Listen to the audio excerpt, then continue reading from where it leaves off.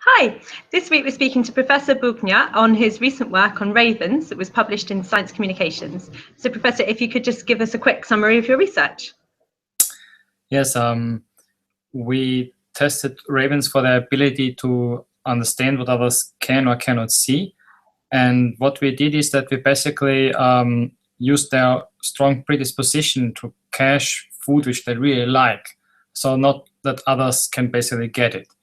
And we put ravens into two rooms, so next to each other. In one room, they always got really good food, so they were likely to cache it. And in the other room, there were usually other ravens around. And those ravens could either be seen because the windows towards this room was transparent, or it was closed. And the ravens that had the food, then they were adjusting their behavior accordingly. So they basically, when they could be seen by other ravens, they were very quick in caching. And they, as soon as they had made a cache, they didn't go back anymore. So obviously not to attract the others' attention or towards these caches. So this was the baseline that we established. And then we showed each individual raven a small peephole that we have drilled into one of the covers of those windows. So those windows could be open or they could be closed, sorry. And when they were closed, there was a wooden cover, and we drilled a small peephole in, which we could manually open or close.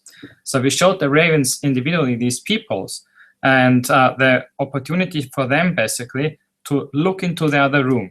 And when they knew that, we put them back into the original study where they got food which they could cache. And either the window was open, or transparent, so that they could see others, or it was closed so that they could only hear others, and they were caching as before. One time being very quick and not going back, and the other one time didn't care on what the if others are around, because they could only hear them. And then in between, we opened the peephole. So we showed them, now we opened the peephole. And for them, it was still like a non-observer condition, so they couldn't see anybody, but they could hear others. And they could hear others because we were playing back the noises the ravens usually make from that compartment. And so when they could hear others, and they themselves have got the experience before that they can look through the peepholes on themselves in the other direction, this was enough to make them suddenly behave as if they are watched by others. So our conclusion is that they can mentally attribute the perception state to others. And the important thing here is that we can rule out that they were using any kind of behavioral cues, which usually are correlated with the mental state of seeing, something like head or eye direction or gaze direction, because there was nobody in the other room which they could basically pay attention to. They could just hear somebody over there, and they themselves had the possibility to see through the peephole. This was enough to basically behave as if somebody over there can see them. So they were sort of working out that they could be seen via the peephole. Yeah, exactly. And so why were ravens chosen to basically explore this theory? We already did a couple of previous studies on ravens in this respect, and those previous studies were all based on the finding or the observations actually on wild ravens that they do heavily compete for food. So they can actually eat everything, but they have a very strong preference for meat. And this meat is very difficult for them to get, so they compete for it. And one of the ways how they actually manage to gain access to the food when it's monopolized by dominant raven is to tell others, hey, over there's food. And so they form a group, and then they can overpower those few individuals that are monopolizing. So this is quite nice. So this basically means that ravens to some extent cooperate to gain access to food, but this also would mean that they have to share.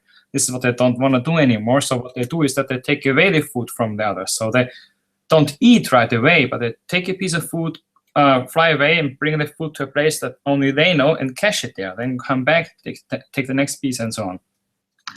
So we have, and so it benefits the ravens then. Yeah, so we have now a scenario where it's good for so that they tell others, oh, there's food, so they need the others to gain access. Then they take away food just for themselves. And then what they have is they have a very good spatial memory, so they can remember where they put the food, and then afterwards they go back and feed on this food. And the trick now is that some ravens don't try to get to the food directly at the food source at all, but they actually just watch where other ravens are going and try to steal their caches then. And this is they can do this very nicely because they have very good memory, not only for their own caches, but also for the caches they see others make. And now if you think about it, we have suddenly a scenario where it's not so much about physical competition anymore, it's about cognition. Because a raven that has food has to be very sensitive, actually, to who is around. He should avoid being seen, because otherwise the cache is gone afterwards. And those that don't have food, they should actually try to watch, because otherwise they have a problem in finding it.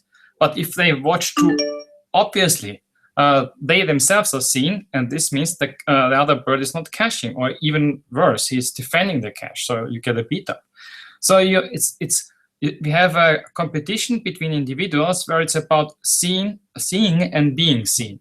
And the nice thing about this competition is that the roles are not fixed; they are flexible. So it depends who has food. Then you try to withhold information, not be seen by others. And if you don't have food at this time, you do it the way around. You try to watch, but also have to be careful that nobody sees you. And so this was then the scenario where we thought that these kind of abilities of attributing mental states of perspective, basically, to others could be present or could have evolved. That was our idea. So is this behavior seen in any other creatures, any other birds or other animals? This behavior, so the competition for hidden food, is something we can find in several Corvid species, at least in most of the species where we have tested, or where it has been tested so far. And there are actually 2 species where we also know that are very good in respect to the cache protection strategies. These are ravens and scrub jays, western scrub jays. This is an American jay species. And they do perform they do perform quite similarly. It's just that the ravens, for instance, they do only a few caches, so they usually respond to stop caching or reduce caching. Whereas the scrub jays, they may respond to the presence of others with increasing caching, so as to confuse the others. So there are small, subtle differences, but the general principle seems to be the same. So what's next for the research? So in respect to theory of mind-like skills, I am personally very interested in how much context-bound or context-specific this ability is, which we have demonstrated now in the birds. It could be that this is a special adaptation to this very context of competition for hidden food, but it could also be that it's just a piece of a puzzle, of a bigger puzzle, which is related to complexity in social life. And this we have been testing social knowledge of the ravens in the last couple of years with, I would say, quite intriguing results as well, but not for theory of mind yet, I have to say. So we have been basically testing on what do you know about other individuals? Do you know about your own relation to the others? Do you know about the relation between the others and these kind of things? And also then how do they use this kind of knowledge about the others' relations? And this is already quite sophisticated what they're doing. So the next step would be to find some paradigms in contexts like cooperation or learning from others, communication, where we can bring in the theory of mind aspect as well and see if whether or not they can do that. To be honest, I don't know. It may well be that they can, but it could also be that things are really bound to this caching context. It's really interesting. It's quite complex how ravens work. Thank you very much for joining us. We'll put a link to the paper below. Thank you again. Thanks very much indeed. Bye. Bye.